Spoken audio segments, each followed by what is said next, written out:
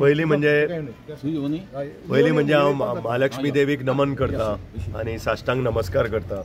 ही आमची ग्रामदेवता पणजेची आणि सगळे पणजेकार हिका मोठे भावनेन बसता आणि वर्ष पद्धती प्रमाणे आमची पणजे शिगमोत्सव समिती जी आसा ती आता 35व्या वर्सा पदार्पण करता हो शिगमो साजरो करपाक। काल होळी जाली, आज धुळीवंदन आसा।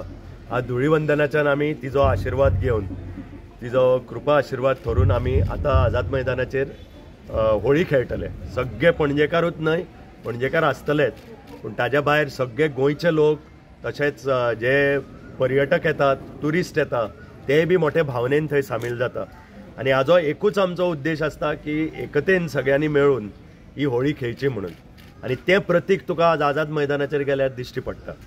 आणि पणजे शिगमोत्सव समिती सदांच एकतेन काम करीत आयल्या।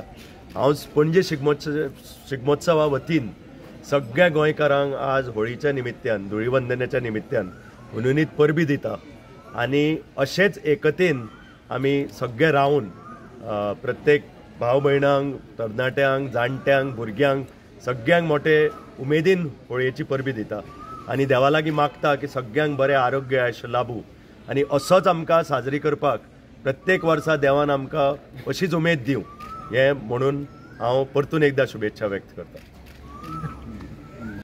सगळ्यांक होळीची उमेदीत परबी म्हजे कडल्यान।